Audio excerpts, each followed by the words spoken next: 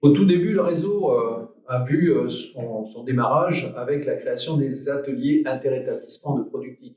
Ce qui veut dire que c'était des structures, on parlait beaucoup de productique dans la fin des années 70, début des années 80, et donc il était nécessaire de mettre en place des structures physiques basées sur des machines à commande numérique modernes, un peu de robotique déjà.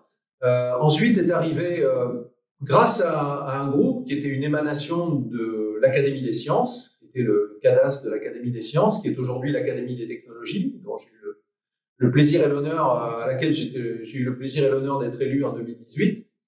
Le CADAS a soutenu donc Primeca, pôle de ressources informatiques pour la mécanique, et l'enjeu de ces deux projets, c'était d'éviter que les établissements d'enseignement supérieur et de recherche, en quelque sorte, fassent les poubelles des grands industriels français et récupèrent des matériels obsolètes pour faire la formation des ingénieurs de demain et des techniciens de demain. Donc, grâce à AIP et Primeca, le tissu universitaire a disposé de moyens modernes pour enfin former les étudiants à des nouvelles technologies actuelles déjà, mais aussi technologies qui étaient très prometteuses et qui ont continué d'ailleurs à avoir une progression très très importante.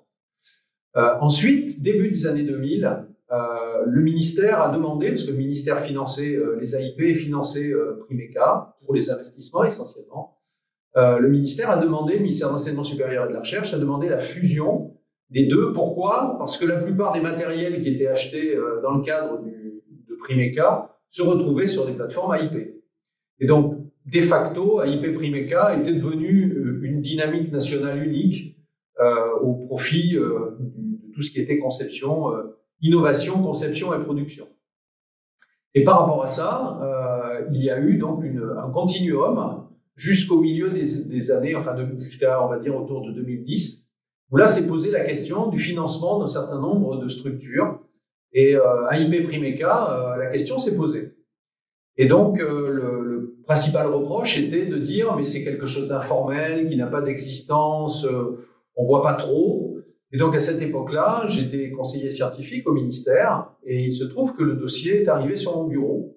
Et donc, on m'a demandé de faire une note sur AIP Primeca et d'en expliquer un peu les vertus, le bien fondé et également l'intérêt de continuer à financer ce type de démarche. Et depuis cette période-là, le ministère a été sensibilisé d'abord à l'existence d'AIP Primeca. Il le savait déjà, mais une fois de plus. Et c'est comme ça que l'animation nationale a continué à être financée, alors qu'il n'y a que très peu, à ma connaissance, de réseaux seulement en France qui sont financés comme ça. L'intérêt du réseau et du GIS aujourd'hui, c'est que les différents pôles sont structurés autour de compétences.